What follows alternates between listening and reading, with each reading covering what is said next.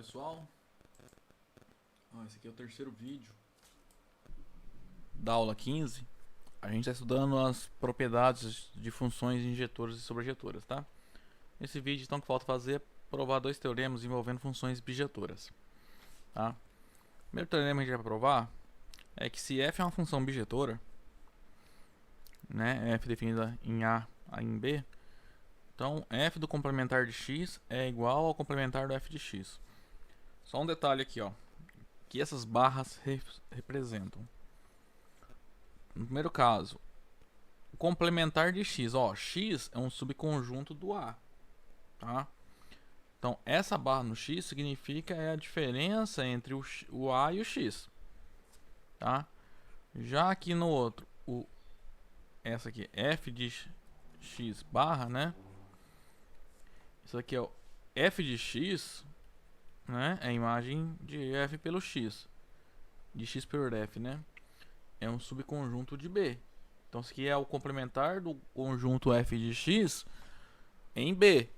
Então, isso aqui é a diferença entre B e o conjunto f de x, tá? Só para entender o que é o que, né? Aqui nesse teorema. Então, a gente vai mostrar que esses dois conjuntos são iguais. Então, vamos provar isso. Bom, para começar, vou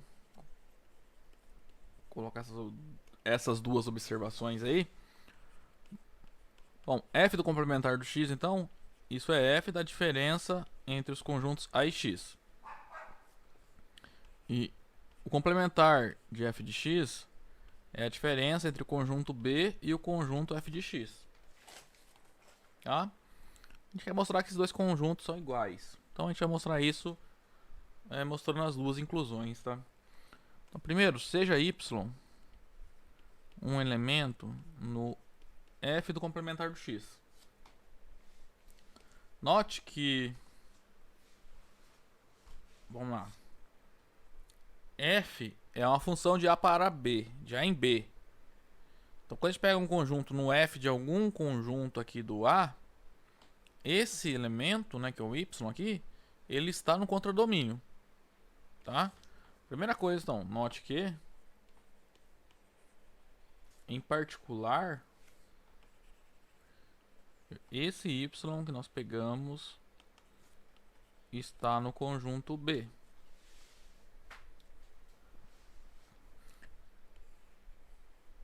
Tá? Só uma observação, a gente vai precisar disso aqui. Como o y está nesse conjunto, né, f de algum conjunto, quer dizer que nesse conjunto que é o complementar do x, existe um elemento, que eu vou chamar de x, para o qual f de x é igual a y.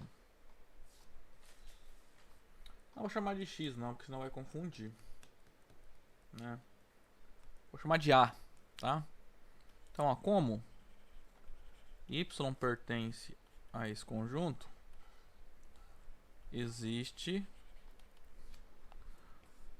Azinho, um elemento no complementar de x, tal que o y ele se escreve como f de A. Ok? Eu não chamei de x porque quem são os elementos do complementar de x, né? São os elementos do A que não estão em x, né? Como A. Então, esse Azinho é um elemento dessa diferença, tá? A gente quer mostrar que o y está aqui, né, no complementar do f de x, ou seja, a gente tem que mostrar que ele está em B, que a gente já tem, ó, tá de verde aqui, e que ele não está no f de x, né? Então, olha só.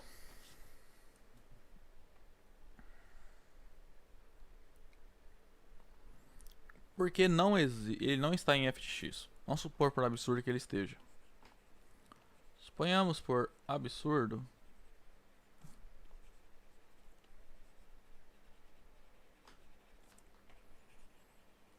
que y está na imagem de x por f. Isso significa existe xzinho em x, tal que o f do x é igual a y, né? Então nós temos que o y é f de a, o y também é f de x, só que se você olhar, o a está no complementar do x e o x está no conjunto x. Então o a e o x, eles são diferentes, ok? Como o a está no complementar de x, né? Nós que falar que o a está no complementar de x é a mesma coisa dizer, implica que o a não está em x, tá? No conjunto x. Como o elemento x está no conjunto x, segue que o a e o x são diferentes. Mas isso é um absurdo, que olha só, a gente tem dois elementos diferentes que têm a mesma imagem segundo a função f, né? Ó, f de a é igual a f de x com a diferente de x. Isso é um absurdo porque, por hipótese, a função é bijetora. Em particular, f é injetora. Tá? Então, desse modo, f de a é igual a f de x com a diferente de x. O que é um absurdo, pois contraria a nossa hipótese, tá? Visto que f é injetora. E de onde vem esse absurdo? É supor que esse y está no conjunto f de x, portanto o y não está no f de x. Portanto, y não está no conjunto f de x. Como o y está em B, a gente pode dizer que o y está no complementar de f de x. Então, olha só, a gente começou com o y nesse conjunto e no final chegamos que ele está nesse conjunto, né? Ou seja, então vale a inclusão. Onde...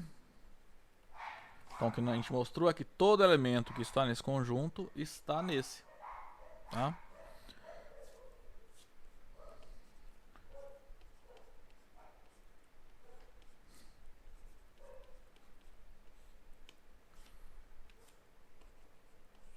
Chamamos aqui de 1. Agora temos que mostrar a inclusão contrária, né? Porque a gente quer mostrar que esses conjuntos são iguais. Por outro lado,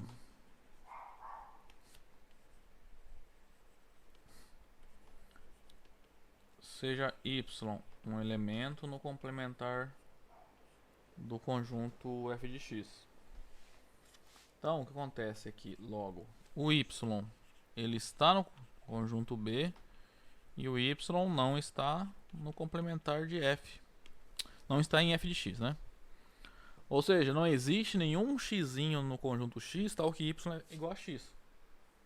Tá? Só que o y está em B. E o B é o contradomínio da função f. E a f é bijetora. Então tem algum elemento ali no A, um azinho, tal que f de A é o y. Tá? Eu só posso garantir isso, que existe esse azinho, tal que f de A é y, porque a função é sobrejetora. Tá? Então, opa. Como f é sobrejetora, segue que não, deixa eu... E y é um elemento de B, né? E B é o contradomínio da f. Segue que existe um elemento azinho em A, o conjunto A é o domínio da f, tal que azinho ele é o f de y. Não pode acontecer desse Azinho estar no conjunto X, né? Porque se o Azinho está em X, desse fato aqui, seguiria que o Y estaria em f de X. Só que a gente sabe que o Y não está. Ok?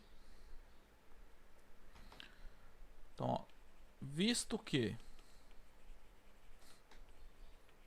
A é um elemento do A. Pera aí. Aqui eu escrevi errado, ao contrário, né? O f de A que é Y. F de A é igual a Y, isso. Talvez que o Azinho é... Visto que F de A é igual a Y, agora sim. E o Y não pertence à imagem do conjunto X por F. A gente pode concluir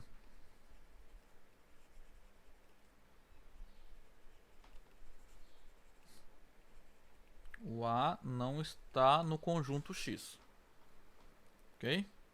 De novo, se o A estivesse em X, o Y seria f de algum elemento de x. Isso implicaria que o y estaria no f de x, o que é um absurdo. Tá? Agora, será que não pode ter outro elemento? Um x em x, tal que f de x? Não, peraí, estou confundindo aqui, né?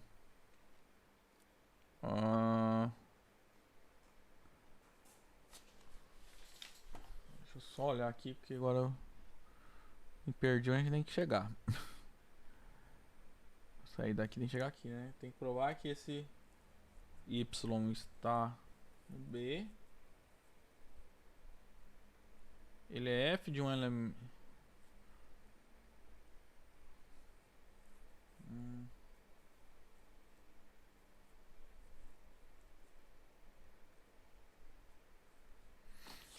O A não pertence a x barra, isso. Logo... Não, tá certo aqui.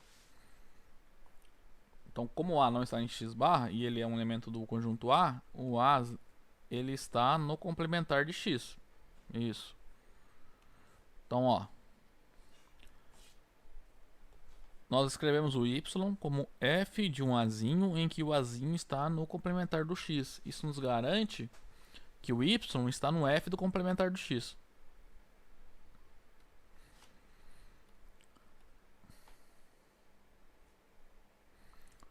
Portanto, y é um elemento do complementar de f de x. Ok? Desse modo, o que ocorre? Que nós provamos que todo elemento que está nesse conjunto está nesse. Ou seja, vale a inclusão, né? O complementar da imagem de x por f é um subconjunto da imagem do complementar de x por f. Chamamos aqui de 2. Então, ó, em 1 e 2 nós temos as duas inclusões que são verdadeiras, né? Então a gente pode concluir que esses conjuntos são iguais. Combinando 1 e 2, segue que os conjuntos são iguais.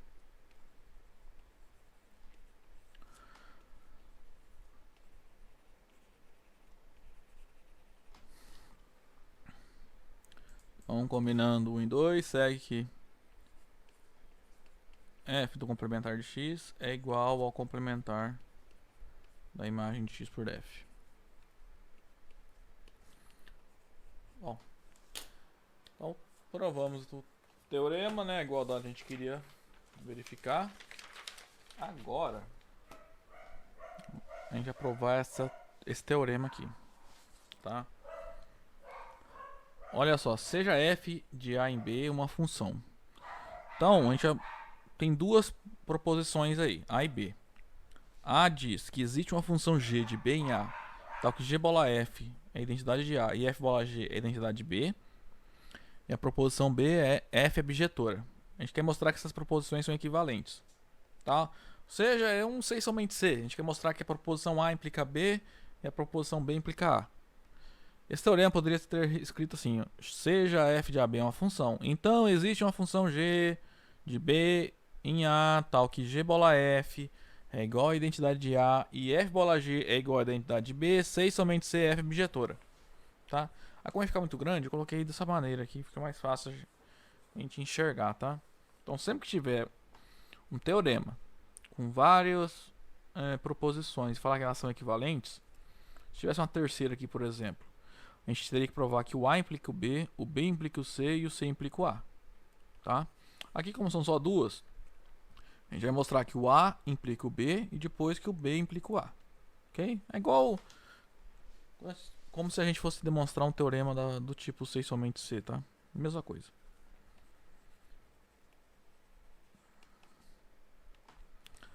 Ó, basicamente a gente já até provou isso aqui, mas eu vou fazer de novo. A gente vai combinar, né? Essa proposição, né? Lembra que fala da existência da f bola g, então função sobrejetora. E tem a existência de g bola f, por caso que a função é injetora, né?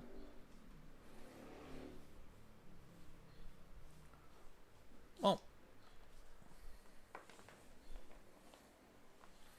vamos lá. A implica B.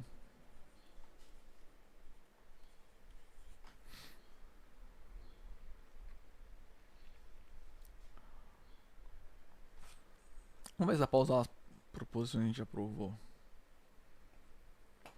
Olha só. Por esse teorema aqui, ó, a gente provou se existe a função tal que f bola de identidade de B, então a função sobrejetora. Tá? Então olha só, como existe a função tal que f bola g identidade de B, então a gente já pode concluir que a função é sobrejetora. E também, se é sobrejetora, então B é igual à imagem de f. Então vamos lá no teorema anterior ainda. Como existe a função, né, nós que no caso que imagem de f é o B, tal que g bola f da identidade de A, isso implica f injetora. Então provar que a função é bijetora, na verdade a gente já provou, tá? Essa primeira parte implica que a função é injetora e essa segunda parte que implica que a função é sobrejetora, tá? Agora a recíproca, se a função é injetora, a gente já provou que existe lá no primeiro teorema que existe a função tal que g bola f é igual à identidade de A. Isso que a gente provou. Aí o que a gente não provou ainda é que se a função f é sobrejetora, então essa g satisfaz isso. Então assim, a princípio, a única coisa que eu teria que provar é essa relação aqui, ó. Que tudo o resto eu já provei. Que o A implica B está provado já, tá? Só a volta aqui, o B condiciona A, que a gente teria que mostrar esse quadrado aqui que eu circulei de verde. Ok? Eu vou fazer tudo de novo, que ajuda pra gente treinar, tá? Mas assim, a gente já provou, tá? O que esse teorema está pedindo. Então vamos lá, ó. A implica B, ou seja, a gente vai assumir que A é verdadeiro. Então existe uma função g de B em A, tal que isso é verdadeiro e isso aqui é verdadeiro também. Provar que f é bijetora. Então provar que f é injetora primeiro. Ó, vão ser as mesmas contas que nós já fizemos, tá? Para isso, então, seja... Aí não, né? Sejam x1 e x2, dois elementos no conjunto A, tais que o f de x1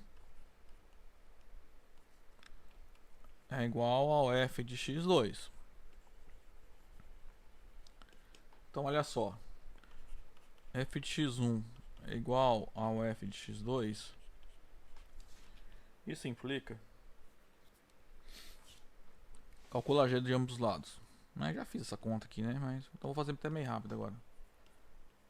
Quando a gente g é uma função, então a gente calcula, aplica g em dois elementos que são iguais. resultado é igual, né? Continua valendo igualdade, porque G é a função.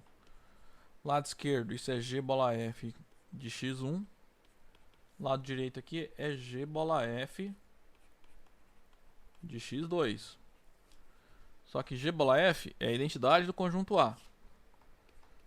Lado esquerdo, então, nós temos a identidade de x1. Lado direito, nós temos a identidade de x2.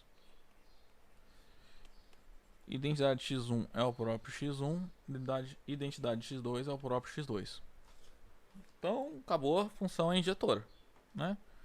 A gente mostrou que se quaisquer dois elementos do conjunto A que tem imagens iguais, esses elementos na verdade não são dois, é um só. Eles são iguais. Agora, F é sobrejetora.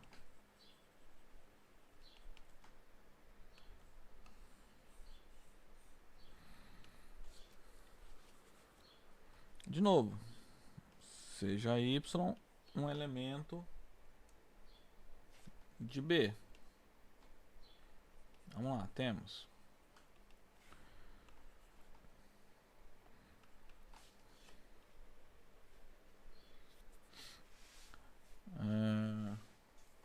o y, ele é a identidade calculada nele mesmo, né? Só que a identidade de B é f bola g, por hipótese, tá? Aqui, ó, f bola g. Então, isso aqui é o f do g de y.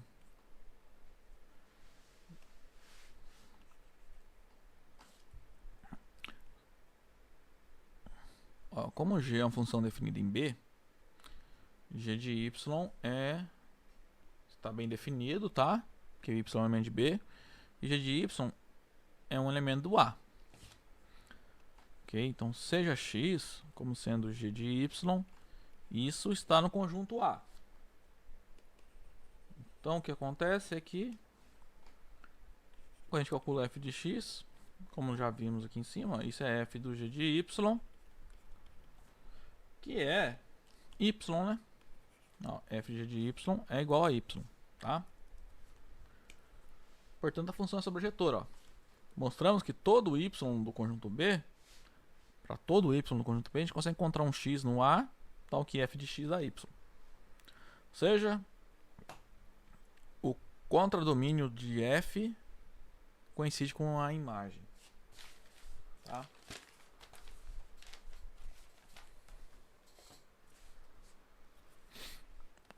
Agora recíproca.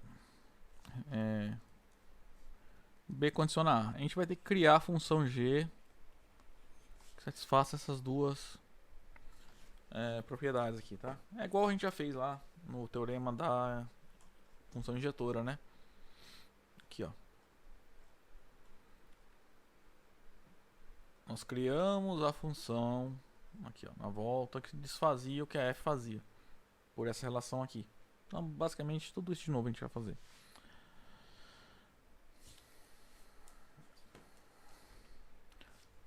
Então, de novo, defina G uma relação de B em A da seguinte maneira. O que acontece? Agora a gente está supondo que a função f ela é bijetora, tá?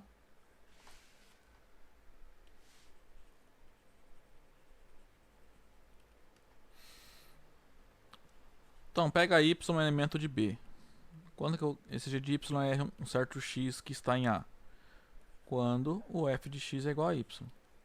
Tá? F é uma função, então está bem definida. Isso vai valer para todo y, né? Se a gente consegue encontrar um x tal que f de x dá y, porque a f é sobrejetora, por exemplo. Tá?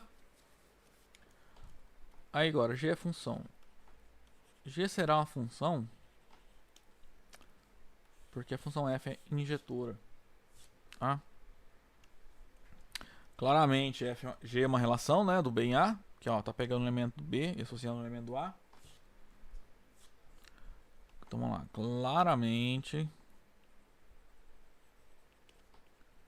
G é uma relação de B do conjunto B no conjunto A.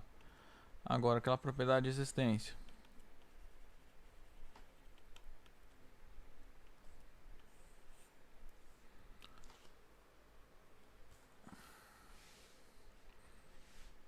Então, dado y em B,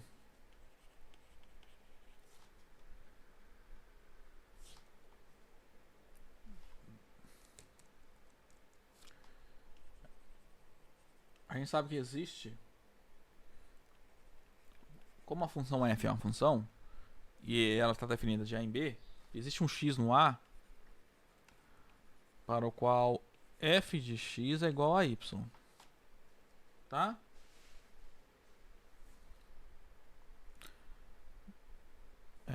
E além disso, porque f é sobrejetora, né?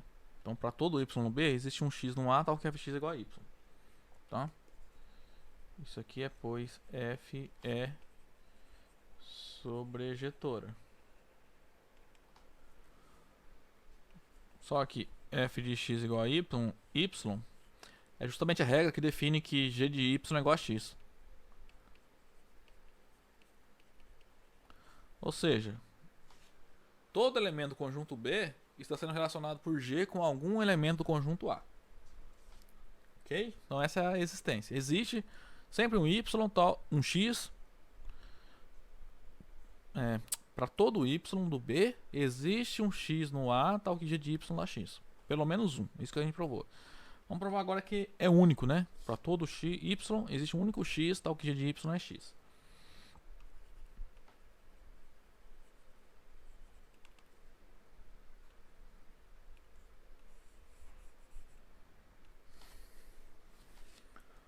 Agora, ó, sejam... Vamos supor, então, que tem um y no conjunto B.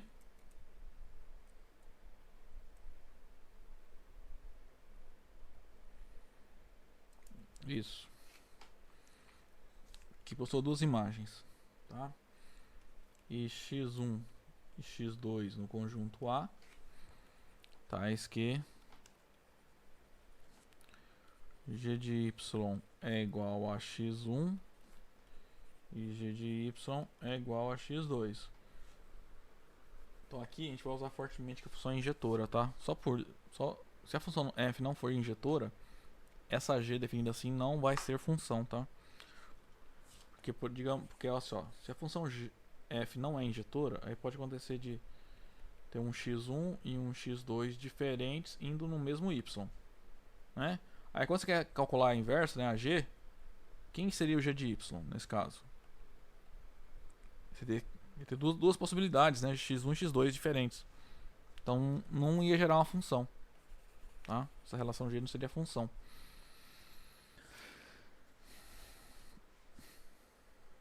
Logo,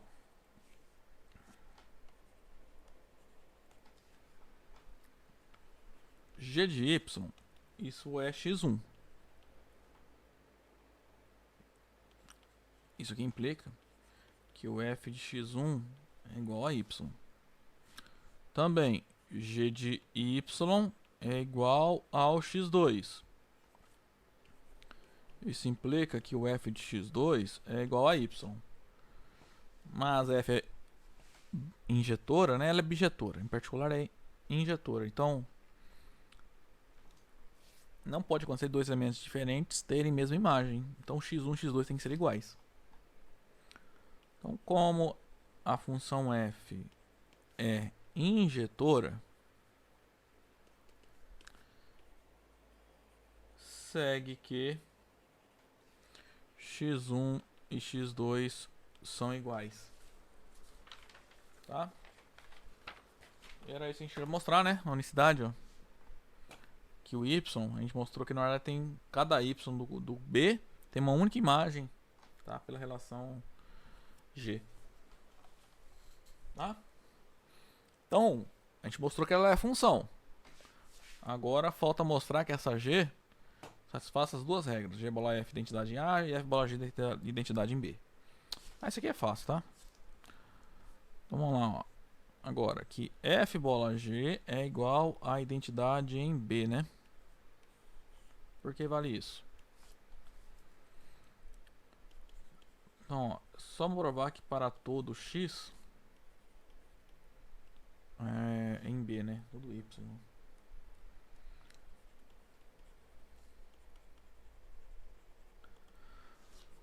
Pega o y qualquer no conjunto B. Se eu mostrar que f bola g de y é igual à identidade em B de y, essas funções são iguais, tá? Então, f bola g de y, por definição, esse é f calculado em g de y.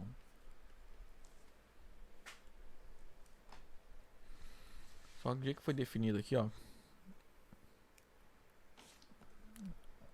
Olha, eu vou quadricular aqui. Isso aqui é a regra. Ah, não. Essa aqui, né?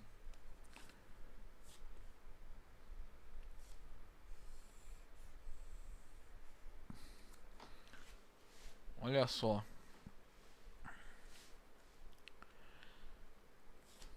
Aqui nós temos f de g de y. Note, ó, essa equivalência. O x é g de y. Então, se você vier aqui trocar o x por g de y, é a mesma coisa dizer que o f de g de y é igual a x. E aqui também, tá? Ó, o y tá aqui, ó, ele é f igual a f de x. Então, g de y é g de f de x. E isso é x, tá? Então, a gente vai usar aqui. Então, f de g de y é o próprio y. Só que o y você pode escrever como identidade de b calculado no y. Então, f bola g de y é igual a identidade de b de y para qualquer y no conjunto B. Ou seja, essas funções são iguais. Logo, f bola g é igual à identidade de B. E de maneira análoga, a gente mostra que g bola f é a identidade no conjunto A. Por quê? Vamos lá.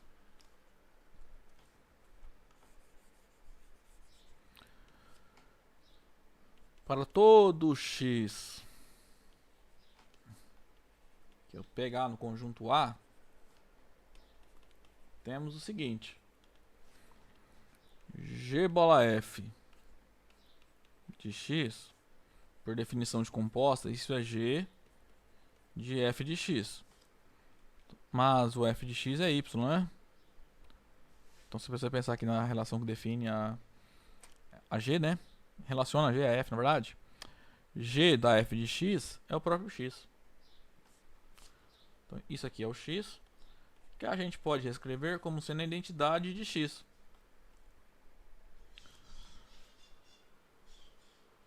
Então, ó, para todo x do A, nós temos que g bola f de x é igual à identidade de x. Então, g bola f e a identidade são iguais.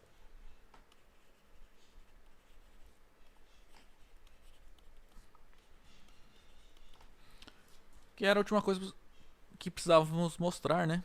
A gente mostrou que a função g, a gente construiu a função g, né, que existe, satisfaz as duas propriedades.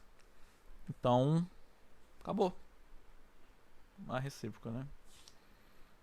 O B condiciona A. Ok? Bom, pessoal, esse teorema aqui basicamente a gente está definindo quando que uma função ela possui inversa, né? Então, essa g, do jeito que nós construímos, ela é a inversa da função f, tá? E a gente vai usar a função inversa na próxima aula. Ok? Próxima semana, então. Então, esse aqui foi o último vídeo dessa aula. Qualquer dúvida, fique à vontade para entrar em contato. E até a próxima semana.